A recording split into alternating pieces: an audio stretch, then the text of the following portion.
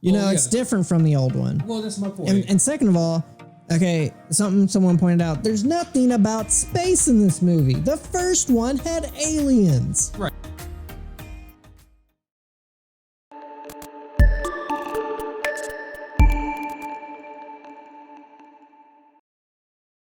Hey everybody, welcome to the Geek Branch podcast. Right now I seem very happy.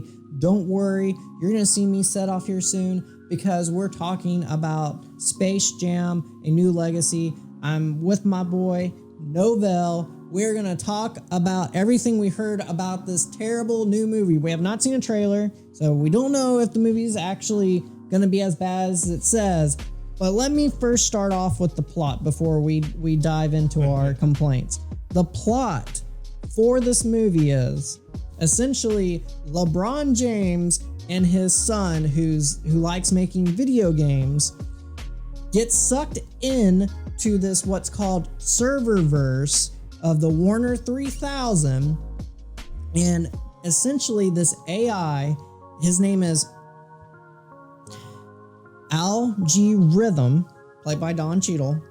Okay, he kidnaps the son, which his name is Dom, in the hopes of stealing some of LeBron's Instagram followers. Now, they don't specify steal them as in sucking them into the server. I'm assuming like game popularity on Instagram. I don't know, but this thing is like a mess. So apparently LeBron's supposed to go through all of the server to find the different Looney Tunes. They all have been separated from each other. So he's supposed to go through Casablanca. I don't know why. The Matrix, Wonder Woman's world, all these different worlds to go find all the different Looney Tunes. So apparently Bugs, he's been outcasted. He can't even be in the rest of the server apparently for whatever reason. I guess he's caused too much trouble.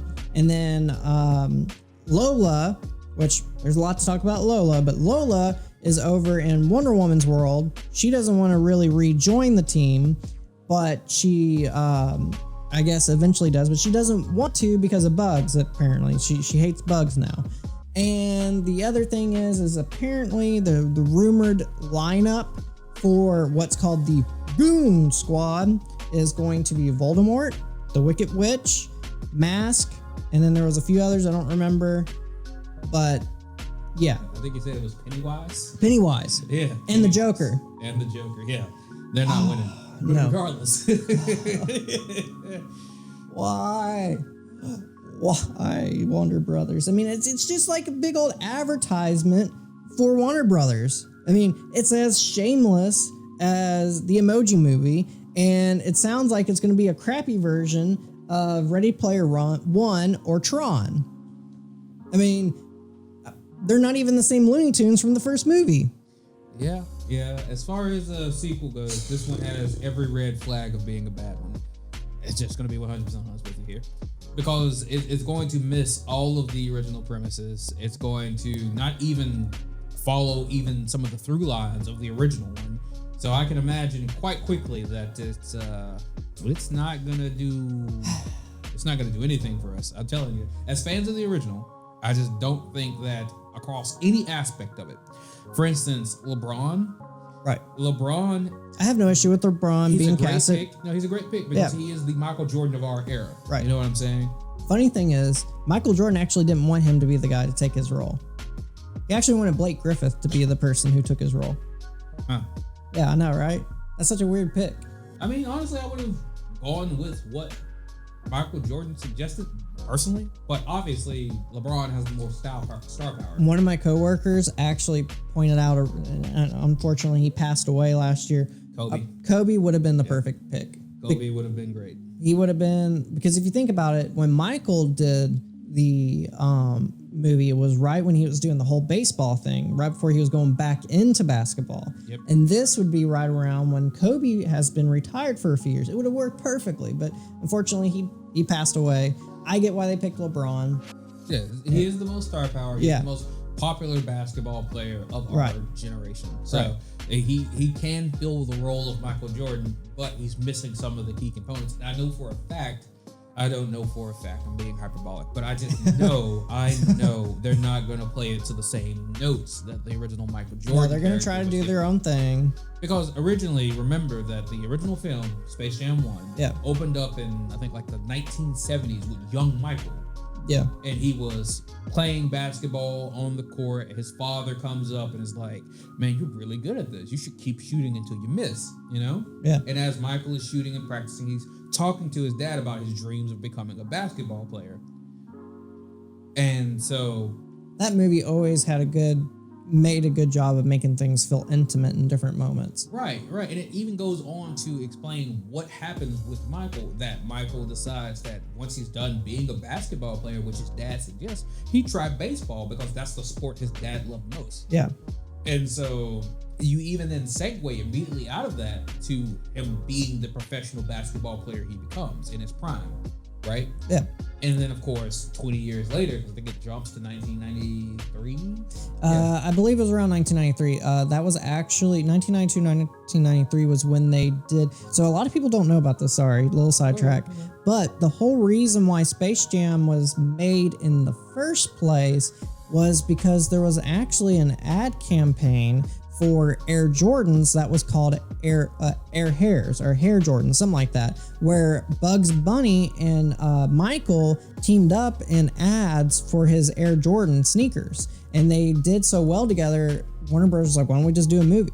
Yep. So there was really good chemistry and synergy with the voice actor for Bugs and Michael Jordan. And just the popularity of the two at the time was astronomical. Right. You know what I'm saying? That's star power for real. Right. You know, we don't get to see talent like that come together on screen until the MCU. So, you know. I mean, Space Jam really, like in the 90s, I guess that was like probably one of the most epic kids movies. Yeah, because remember that sports stars were much more popular then than they are now. Right. You know, it didn't used to be just actors. It used to be sports stars were the big note, you know? Now, apparently there are going to be some other, basketball players that are going to be in this movie. There's going to be a couple of popular NBA players and WNBA players. Well, it's necessary that there are at least, logically, because remember the way that the original one worked, and we hope that there's some play to this, that there's at least 6. Wait, are you hoping that the powers are stolen again? Right, because obviously none of these characters that we're talking about can play basketball. But they're an algorithm. They're just a bunch of data and a server, though. It's different from the old one. Well, that's my point. And second of all, okay, something someone pointed out, there's nothing about space in this movie. The first one had aliens. Right, the Nerdlucks. They're actual alien criminals. Yes. And what's the name of the dude, the boss? Swackhammer, I think it was. I don't remember. I know his name. I know who voiced him, which was Danny DeVito, which was perfect because he's a total. He knows how to play the sleazeball role. Yeah, I think it was Swackhammer, and that they had set up their own amusement park called Moron Mountain. Moron Mountain. Yeah, I remember that. And it was failing. Yeah. So they're like, if we get the tunes to work in Moron Mountain, it will become as popular as the original Looney Tunes amusement park. And they're like, all right, well, cool. If we can, do that, we'll keep. They had a dirty and underhanded approach to doing something that was really important to them. They had motivation. They're trying to save their home. Yeah.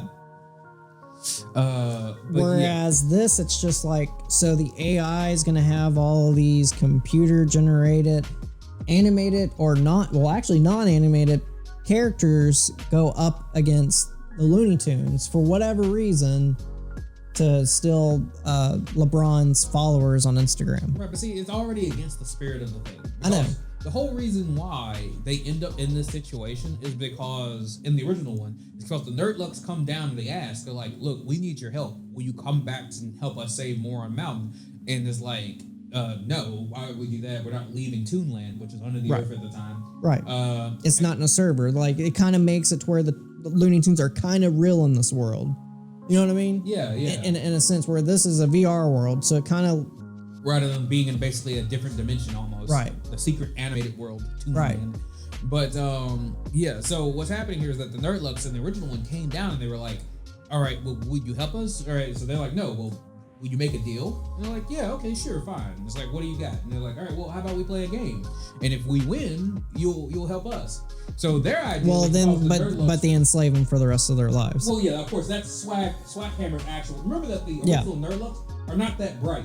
Yeah, they're still not that bright even when they become giants. Yeah, but they were tiny and they were dumb, and so they were believing what Swaghammer was saying, that the tunes would help them. Mm-hmm. But it was Swaghammer's entire plan to permanently enslave them. But so the Looney Tunes, yeah, and it was Swaghammer. You were right. Yeah, the Looney Tunes, being d-bags, of course, looked at them and they were like, "Oh man, these things are tiny. Like they don't even come up to Porky's leg. So why don't we get them to play basketball?" Right. And obviously, those things they're smaller than the ball. Right. There was no way for them to beat the Looney Tunes in a game of basketball. Right. So Swaghammer is like, all right, I got it. We'll go to Earth and steal some of the best players. Yeah, because how would the Looney Tunes know that they can do that? Right, because they're aliens. Whereas in the server world, they already know what they're going up against. Yeah. From the get-go. I mean, first of all, why would Joe... I mean, I don't know if this is the actual group. This is rumored. So let's just pretend like we don't know that. Regardless, we know that they're not aliens. We understand that all of these computer animated generated characters are all in the server, so one would assume that most of them would know about who the Goon Squad would be, no matter who they are. So what would be the motivation for them to go up against these guys in basketball? No idea. Right. Like there really isn't one, because remember that the Looney Tunes are the ones that suggest the game. Right. And then the Nerdlucks go and they take the biggest names in basketball at the time. Right. Sounds Michael Jordan. Right. They get like Patrick Ewing, Larry Johnson, Charles Barkley, yep. Muggsy, Yep. Sean Bradley. Yep. And they steal all the big names, and then they come back as giant basketball machines. Right. And just wreck their face in the practice game. And so they're like... And they're clearly not going that direction again. Right. And it's Bugs that comes up with the bright idea. Like, all right, we need help. Because we need to go and get somebody to help us. Right. So that's not what happens this time. Yeah, obviously there's no way for it to happen. Like, see, the whole premise of it is that... So that means LeBron has to go get them all. I mean, like I said, he has to go get all... But why is he getting the Looney Tunes? He doesn't have a motivation for it. Yeah. Right? Because remember that it's Bugs' plan to choose, abduct, and then recruit Michael to help save them. The only way it would make sense is if the original Space Jam does exist in that world and he knows about what they did in the first movie. Right. But why would anyone know about that except for the Looney Tunes and Michael Jordan and the Monstars? Yeah. Why would LeBron and all them know about that? Right. So what's the motivation? I don't get it.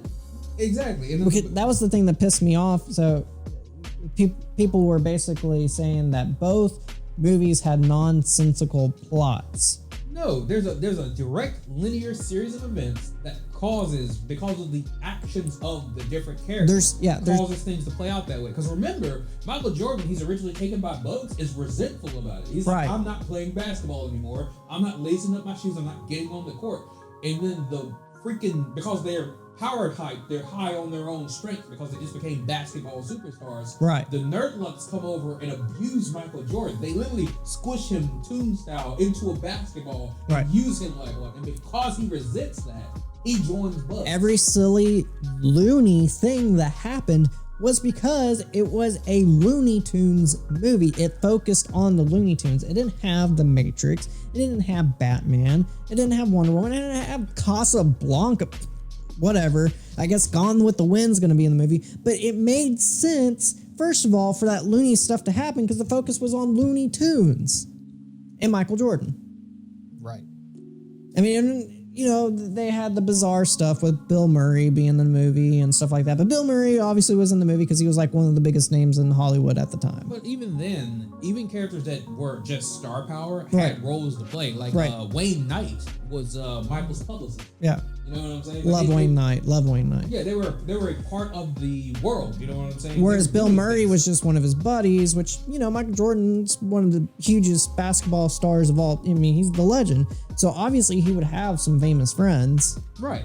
And so everyone at least had a role to play. There was something that was always being done, even by just the star power. Right. Right. And then not only that, but the effects of the Nerdluck's actions were being played out in the background of the movie. You got to remember that after all those basketball players lost their ability, their talent, they were ruining the NBA. Right, the NBA commissioner was like, "We're pausing the season." So which is funny because they all thought that they had a virus, and so they were shutting. So last year, the plot of Space Jam, part of it actually happened, right? Because they had to shut the NBA down for a time because the people because they were starting to get the coof. So Space Jam was a real thing for a short period of time. So this new movie, it frustrates me. Sure, there was some product placement in the first one. There was some of that. But this one just seems more blatant about it, okay? I mean, it's just so obvious. Okay, and then the other thing that is obviously frustrating and stupid and is really a sign of the times is that they decided to change the design of Lola Bunny. I'm not some weird furry freak or anything like that. Sorry, my furry fans. You're being mean, man. I know. I'm sorry. I'm sorry. I have furry friends, so they know I pick on them. I know he's not one of them, but they know they know I pick on them. But Lola Bunny had a certain look to her, and her face didn't look like a chipmunk face. Now she looks like Slappy the squirrel. No, seriously, she looks like a chipmunk from Dylan. She does. She looks like Slappy the squirrel. Because her head was originally humanoid shaped, as opposed to Bugs. Bugs had the wider head. Hers was slimmer, more humanoid, and she had bigger eyes. Right. Now they widened her cheeks like Bugs, and then shrunk her eyes down so she looks like a freaking chipmunk. Apparently that design has been going on for a little while in Looney Tunes. This isn't like a new thing. So after that movie, obviously Lola was brought into other projects for Looney Tunes. So yeah, they scaled down what they believe to be sexualized, which, by the way, in my opinion, is kind of an insult. So they made her chest smaller. And the crop top thing made sense, making her shirt go all the way down instead of having a crop top. But they got rid of that, and they got rid of a few other things. So are you saying that women with small breasts are not sexually attractive? Is that what y'all are trying to say? Because that's kind of what you're insinuating. Also, y'all, the director kind of basically was saying that, you know, we need her to be a powerful woman. Can she not be a powerful woman while still having the original design? Like, I understand it's a kid's movie. I understand that point. But the points he was making kind of is just like you're kind of slapping people in the face, you know? See, the thing that they just never understood to begin with, apart personally, just the issue with this premise that's running around about how Lola should be handled, was that the sexualized thing about Lola was that, one, she was wearing really short athletic clothes. She had the crop top, and then she had on like almost Daisy Duke size basketball shorts. Right. That was the sexualized thing about Lola Bunny. Everything else was just fine. That's just what the character looked like. Yeah, like it makes sense that they decided to get rid of the crop top and give her longer shorts. That makes sense. I get that. I understand it. It is a kids movie, and they're trying to keep it more kid friendly, unlike the first one. Because the first one, she was definitely sexualized. I mean, we can definitely say that she was. But it was also the personality though too, because she was like, "Hey, Bugs." But the point about that is that she becomes the leader of the Looney Tunes. Right. And the reason she's already a leader. Well, no, the reason why though is because Bugs was the leader, and Bugs wasn't that bright. Right. Like, don't get me wrong. Bugs had the idea to get Michael Jordan. Bugs led the sneak. He's cunning, but he's not wise. Right. You know what I'm saying? And so the point of it is that once Lola appears on the scene, Bugs listens to Lola, and together the two of them, a bit of wisdom and a bit of cunning, solve most of the problems in the background. And not only that, but she's just a better basketball player than any of the other Looney Tunes. Yeah. Well, they said that they were going to keep that to be the same. She was still going to be the second best player next to LeBron. Because you got to remember, it's Daffy and Bugs that break into Mike's house to collect all the magical tools he needs to win, and they almost get maimed by the dog. That was a fun moment too. That's another, like, you're not going to get those moments in this movie. You're just not. You're not going to get that humanized moment because they're in a server. Right, and the point being about that though is that the males for the Looney Tunes are all a little bit low intellect. Right. That was the point. You're in the movie. They purposely made. I mean, the guys have never seemed that intelligent, but they always, in that movie, they made sure that they highlighted that they weren't that intelligent to, basically heighten Lola up as the leader. So she was already the leader of the group. She was the most intelligent person in the room next to Mike. Right. And So there was no character change that needed to be done. She was already the leader. She was already competent. Right. She was the best basketball player out of them. She was the team leader. Right. Michael Jordan takes over the team, but she is still the leader of the team. She had the strongest role to play. And whenever they had to go and do something that was a little bit underhanded, right, it was Bugs that went out and did it. Bugs was the one that stole this from Mike's house. Bugs was the one that came up with the fake special drink to motivate to motivate the Toons during the first half. Literally, that obviously wouldn't have worked on Lola. Right, because Lola wouldn't do something like that. Lola thought they could win off of their own ability. Right. You know what I'm saying? Well, that's why her and Bugs played off each other well. Right.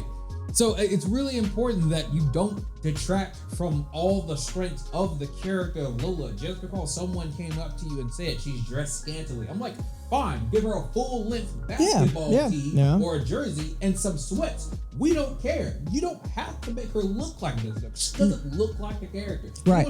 We don't care about the sexualized stuff. Me and him, unlike some of you degenerates, okay, my friends that have been upset about this. We are upset about the fact that she looks like a freaking chipmunk, okay? Exactly. She does not look like Lola Bunny.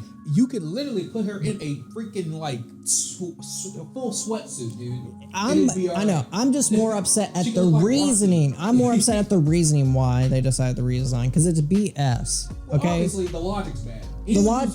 It's bad optics for people who actually cared about the character from the original movie. Right. If anyone was ever, period, to just go back and watch the movie and pay attention to the character of Lola Bunny, the only thing you really have to complain about is that honestly she got treated better than every other Toon. Okay, so this is the speaking of going back and watching the movie, this is the rich thing, okay? The director of this movie, Malcolm D. Lee, decided to watch this movie for the first time in 2019. How? How have you not seen this movie before and you are the guy picked to direct this movie? Him watching it back in 2019 is what made him decide to change the look of Lola. Right, and so my problem with that I feel like he just skimmed over the movie. I don't even think he fully watched the movie, because if he did, he would know she was already a very well designed and plot-driven character. Right. Like, she had much more screen time than most of the other Looney Tunes. It's the big three. She was one of the most developed characters. It was Bugs, Daffy, and Lola. Right, and then Michael. Of course, and but literally they were the last four on the court at the end of the movie. Right. Did you watch the same movie as us? This is the guy who's done Undercover Brother, and he's doing this movie. I mean, I just don't get it. I don't know why they picked this guy. They have Ryan Coogler help with the script. Why didn't you just get Ryan Coogler to direct this? It's just that, I just honestly need to 100% want to ask, did you decide to write, direct, and produce this movie without consideration for the original one?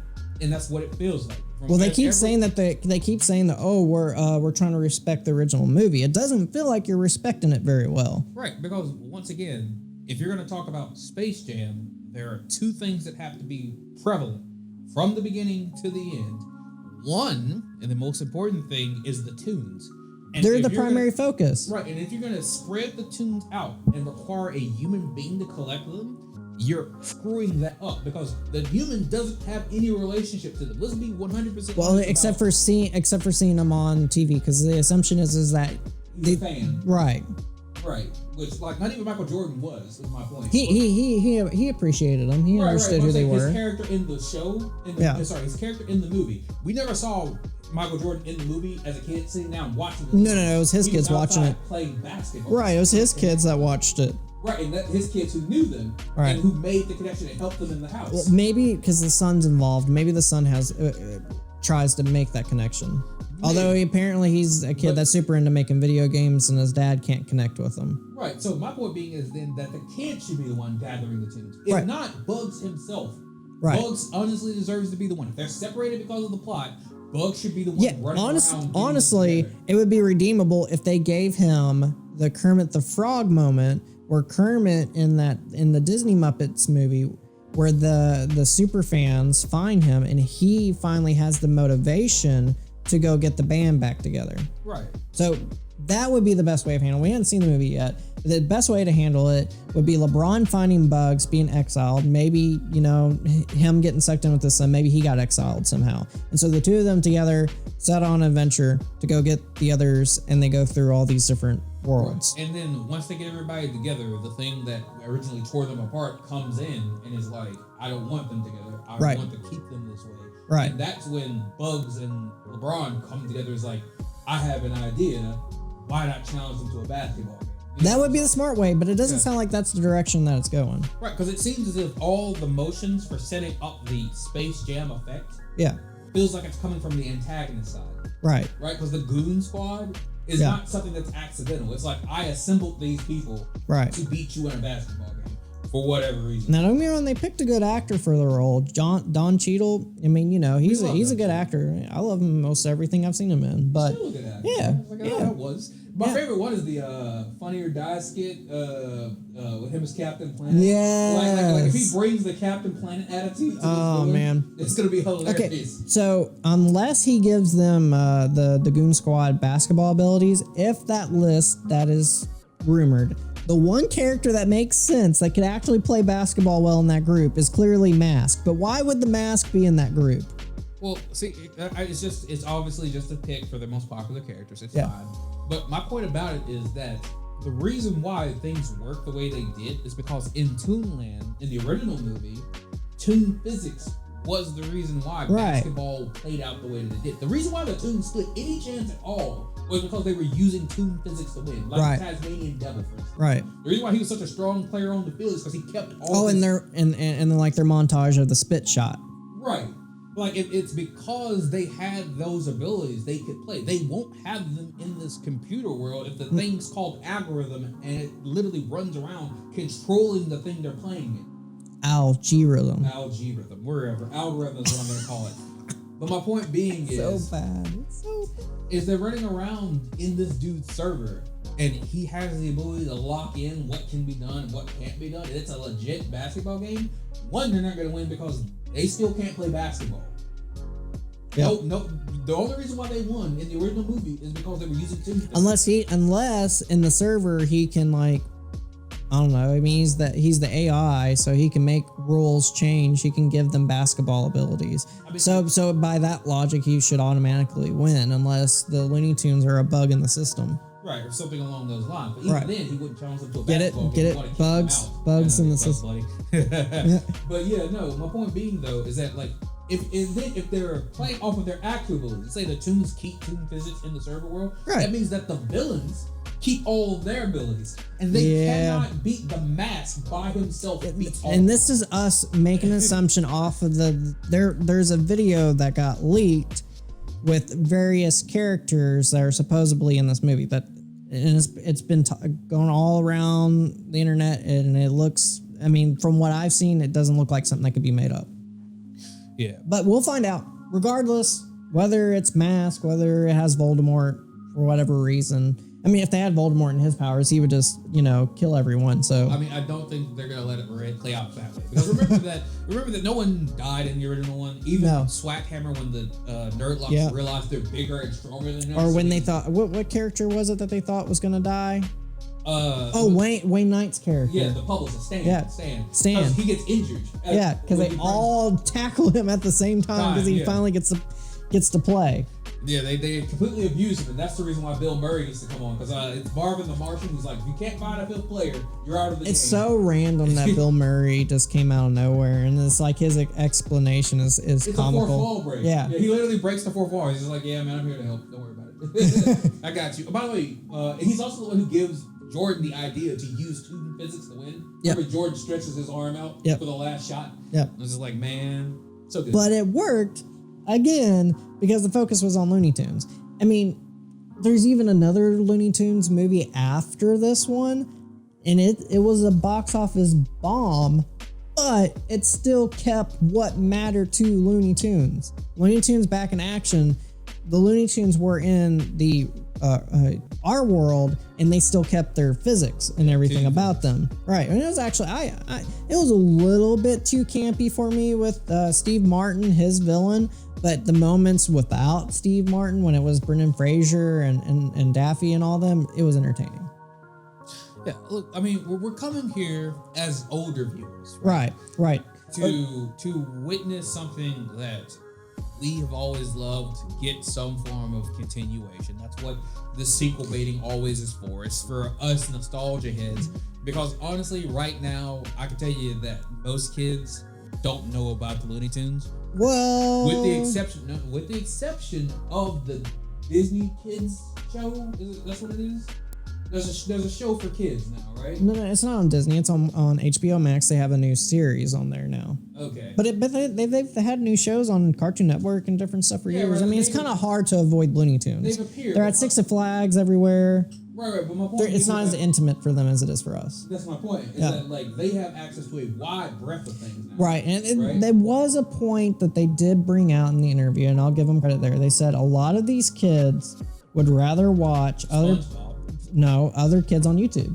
Really? Yeah, I mean, it's a good point. A lot of kids love watching YouTube now. I was thinking about what cartoons. No, kids much prefer watching YouTube over regular TV now. I have a lot of friends who their kids, they have the YouTube Kids app, and they just give it to their kid. They'd rather watch that than watch Disney Plus or anything else, unless it's like a Marvel movie once in a while, you know. Really? Yeah. So that might be why. I mean, I hate it, but I hate because it's a lot of commercialism. It's a cash cow, but it might be a good excuse as to why they're going to all these different worlds, because there's so much stuff happening at once. You're going to get these kids with short attention spans to pay attention maybe a little bit longer. I know. It's a new generation. They're a lot.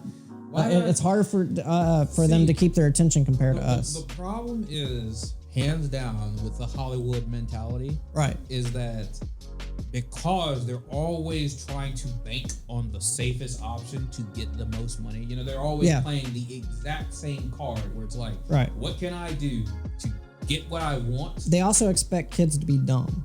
Right, in like the least painful way. Right. And I'm like, because you always choose this option, everything you make looks the same. Right. And everything that you make tends to fail because it can't possibly draw someone in. Right. Like, no offense, no one's going to become a fan of the Emoji Movie. That thing was hot garbage. No, but that's not even the only example. Like, okay, Nickelodeon came out with Dora the Explorer a couple of years ago. Who is going to go see Dora the Explorer in live action? That thing bombed so hard. My point being is that, like, even then, no one's going to become a fan. Right. And the whole point of all of these older cartoons and all of these older shows back at our time was they weren't commercializing the show, they were commercializing the products that come from being a fan of the show. Right. You bought the Bugs Bunny lunchbox. You bought the Space Jam basketball. I don't know if you remember that, but I owned Yeah, Space Jam basketball. I had a lot of different Space Jam stuff. Like, I remember, I think it was McDonald's. McDonald's had, like, you know, the toys. Yeah. Right. You wanted to go and buy the Space Jam jersey. You wanted to go and have a Space Jam birthday party. Like, I have a very nice memory of getting Space Jam as a kid. I got it it's one of the few memories I have of the first house from when I was born, for them, and remember that Christmas, you know, them having Christmas time with us and them giving me that movie, and I was so freaking excited. And my grandparents were weird. They didn't like you watching movies when you were over at their house because they wanted you to spend time with them. And so even if we were there for a couple days, they usually wouldn't let you watch a movie, but they knew how excited I was. So I got to sit down and watch that movie with my family, and it's something that was a strong memory for me. So seeing this, it just pisses me off that I don't think that they're putting the same level of care for this generation that they did for this one. Because we're not going to. It's just, you cannot convince me that someone's going to go at the end of this movie and go and buy LeBron shoes because of the movie. Right. Someone's going to go and get a Looney Tunes New Legacy lunchbox that someone's going to go out and want to have a birthday party with these characters and these things. I think it's also a sign of the times. So things are very different for them compared to us. You know what I mean? They don't hold nostalgia in the same way we do. But the premise still works. Right. If you make someone a fan of something, they want to be able to show the fact that they right. love it. I mean, that's true. That never has changed. Marvel has proved that. Right. It's never has changed. They've stopped trying. And right. that irritates me because right. that's the declining quality that we're seeing. They right. only want to get money at the box office. They don't care about commercializing anymore. Not in the way to where you allow the creator to try to make originality to where... Right. And then sell it off from there. Right. No one's going to now get that new Lola Bunny as a bed sheet or a cover or a shirt. I mean, there's going to be people that are buying it for different reasons. Right, but no one's... That's our generation, not their generation. No, I'm talking about the new Lola Bunny, not the old one. Oh, yeah. I mean, I guess those... There might be some girls that might like it. No. But you know for a fact that whenever those guys push for something like that, they're like, oh, do this, do that, change the character, make them larger, or make them, whatever, drop their sexuality or whatever. Those people don't buy the product afterwards. No. They push it in, they put out this stupid policy, they bully them into changing it, and they don't support the thing they forced to change. Yeah. They're not like us. When Sonic changed... Get woke, get broke. Right. When Sonic changed, we all went to go see Sonic because it changed. I wasn't interested in that movie until I saw that they literally redesigned the main lead for it. Well, I mean, it was an utter nightmare, the original design for Sonic, obviously. At the very least, when I see the new design of Lola Bunny, I'm not going to cringe and have nightmares. And don't say that it can't I'm just going to keep looking at her and saying, Slappy the squirrel. Right. But see, don't say that it can't happen, because I'll tell you right now up front that we've seen it happen across every medium. We have movies, we have Marvel. We have cartoons, we have things like SpongeBob to this day. Avatar The Last Airbender. Yeah, but SpongeBob is going through the same thing as Looney Tunes right now.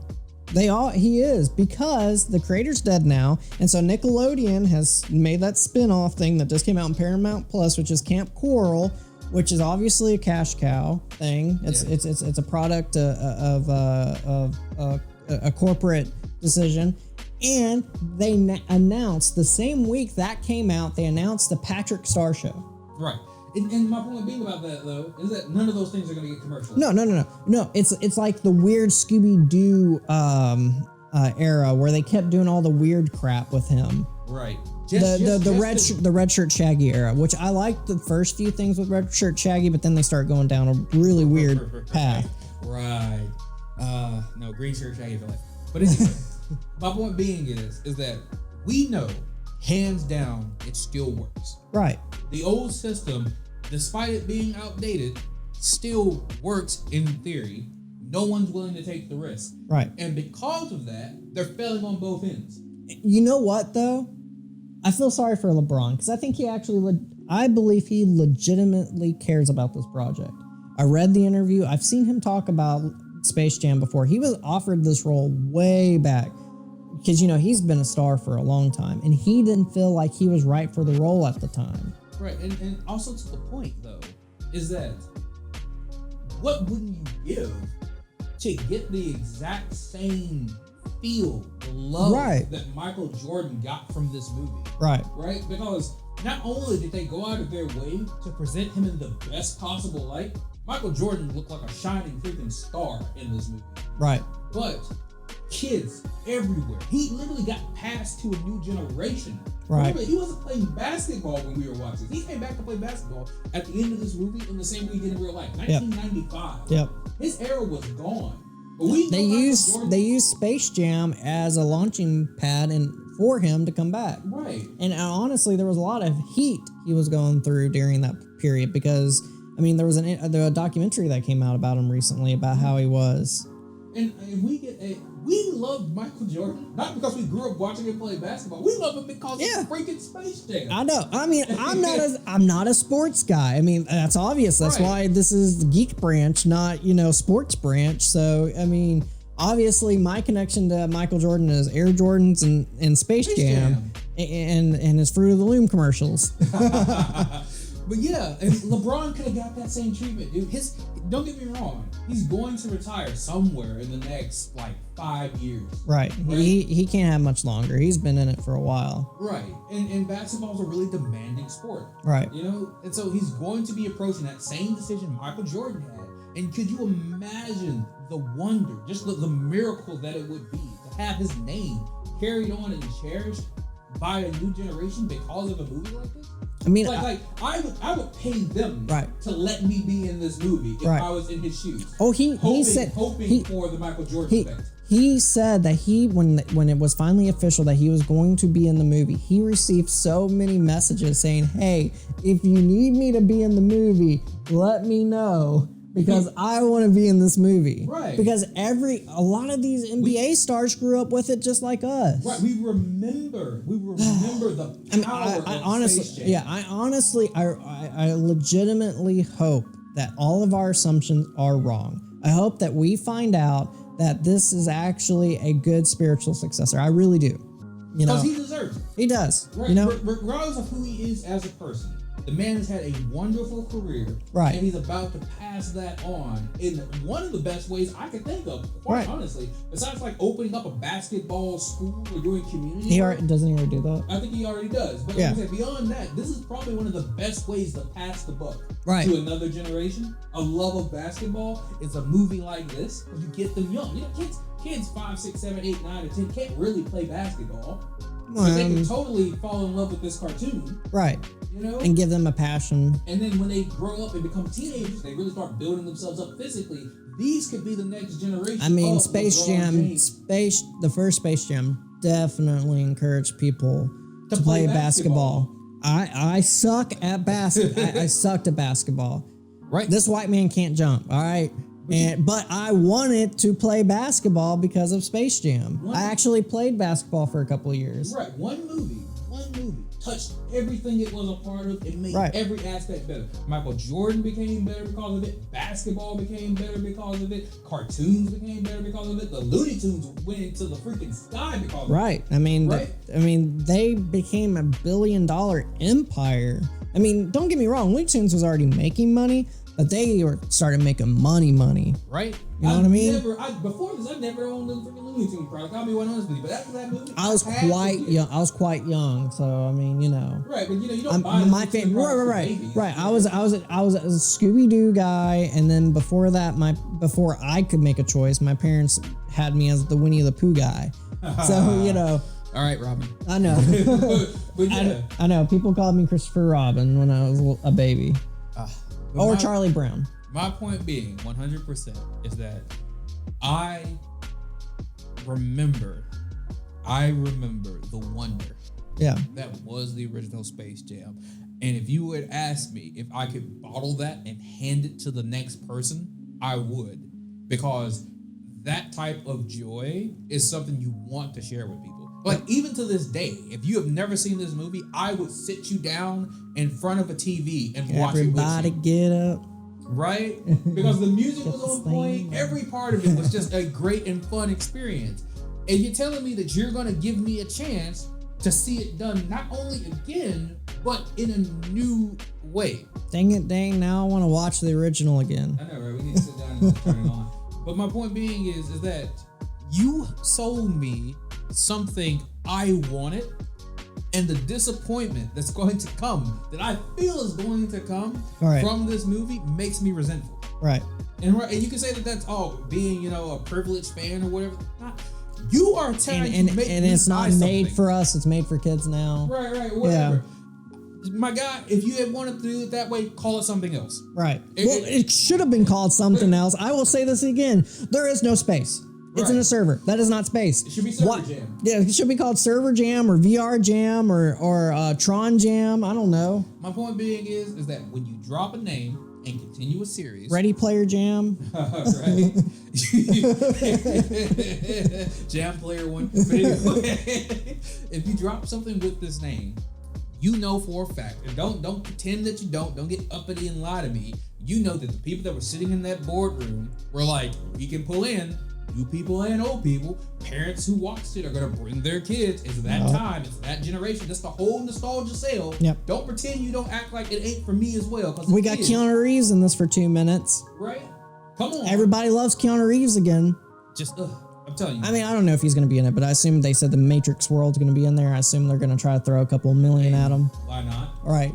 I mean, I assume they might try to throw a couple million at Jim Carrey to do the math. Yeah. Why not? Right. And all those things aren't for kids. I'm telling you right now that most of the time, kids around the age this is demographically targeted towards haven't seen John Wick, but haven't seen The Matrix. And if the mask is in it, they don't know who the mask is, but they will know who he is. They know who he is. They will know who he is, and they'll want more of his product. Right. And if a kid hasn't seen The Matrix, they'll want more of that product. Right. It's that same dumb emoji sale, but it's half-hearted and half-baked, and it's not going to work. Well, it might work a little bit better than the Emoji Movie, at least. Yeah, I guess. I mean, people are going to actually watch it because sorry, Looney Tunes is in it. But I don't believe kids are vapid. Right. I don't believe that kids are emotionally unintelligent. I mean, it's really, it does get old how they did it with our generation too. They constantly do this crap where they think that, like, we still think like we're infants. Right. Children aren't. We still got things. Right. Right. We still got actual moments that hit. We got cartoons where characters died and we felt sad. Right. We were the generation that got Avatar: The Last Airbender, Adventure Time. Well, actually, we're older than that. But my point we got Teen Titans. Teen Titans. We got things with emotional weight. Now it's gone. Thundercats Roar is not going to give any type of emotional weight to anything. That thing was thrown under the rug so fast. I pointed it out because it's the worst example I can throw. Oh, I know. Yeah. Somebody I know was like, you should give it a chance before you hate on it. No, sorry. Get your cowl out of here. Yeah. Whatever. Jesus. I want you to give people the respect they deserve. And yes, toddlers deserve respect. Yes, preteens deserve respect. Don't treat them like they're vapid idiots. You can totally play your cards on them, right? If you want to do an over-sexualized show like the CW loves to toss out and direct it towards teenagers, fine, I get it. That's your thing. You can do it. It works. I give Superman and Lois credit. It hasn't been super sexualized in any of its shows. For us. Right. They're trying to bring us back. Right, and we're not trying to watch Superman in the skivvies. Right. My point being is... Well, I mean, some people might be. I mean, I'm pretty sure some... Yes. Right. But anyway. But they can watch Teen Wolf if they want to see that guy with the shirt off. Exactly. So my point being, though, is that it's okay that you play to your audience. Right. Don't disrespect them. Right. And they've been disrespectful for a long time, and I feel like it at the core of my being that this movie's going to be in the exact same way. Because even the first SpongeBob movie was freaking like... Happy Goober, whatever. Regardless of how it's presented, it was still deep, dude. They became alcoholics in that movie. Right. Remember they were at the bar, just down in the freaking Sundays, acting progressively. Yeah, where there's the Happy Goober, what I don't remember the song, but they kept singing it because they were drunk off the sugar. Exactly. Yeah. So I'm like, even if you have to kidify it, you can still talk about serious subjects. They dealt with depression and alcoholism in that movie. Right. You won't see that now. No. And that's a shame because even though kids don't recognize that, they can still learn lessons from it. They can understand you shouldn't be like that. You know, another HBO Max product that's coming out here soon. I know a lot of people hate on Zack Snyder, but everything that happened with that movie is a prime example how these execs do not care about fans. They had to fight tooth and nail to get these fans that were wanting the Snyder cut, because the execs didn't think it was would have made enough money. Right. And no, look, as far as Snyder's concerned, I find him to be pompous. Right. And I do not like how far he strays outside of the bounds of the original character. Right. But regardless, his works were so popular that what people came for was Snyder. Right. Not to see Marvel replicated in DC. And that's exactly what Justice League was. And he respected the people that did appreciate his stuff. Right. At the very least, he was true to his own base. Right. Like, he may not have been the right man to deliver comics to screen. Right. But at the very least, if you came for Snyder, you got Snyder. Right. Until Justice League. Exactly. And that was the crime. That was exactly. Let the man finish what he was making. And this is Space Jam. We expect a certain thing when you have the Space Jam name. There's a reason why Looney Tunes Back in Action was Looney Tunes Back in Action, not Space Jam 2. Right. It wasn't Space Jam Back in Action, because guess what? That had nothing to do with space. And I'm telling you. This movie has nothing to do with space. And how much you bet that we will finish that entire freaking movie and there won't be a single nerd lock? There won't be a single nerd lock. And the one reference to space is they'll find out that the server is up in space. Right, it's a satellite. Satellite. Or something like that. Dumb as... Warner Brothers, stop failing me. At least, like, we hate sometimes on Disney, on their corporate, nonsense. But at the very least, they let Kevin Feige and those people over there do what they do. Yeah, at least Marvel got that treatment. Yeah, at least Star Wars did not. No. Well, that's another conversation for another time. We can complain about this for the rest of our lives, and I know that we probably will be. So come back next time. Yeah. When the movie does come out, I'm gonna convince Dane to watch it with me, and we will yell even more. And you can yell with us in the comment section. I'm not giving people money for that movie. Well, you're just gonna be using my HBO Max account, so you don't have to pay anything. All right. So there you go, fair treatment. All right, everybody. As I always say, thank you for letting us get to the root of our geek culture with you.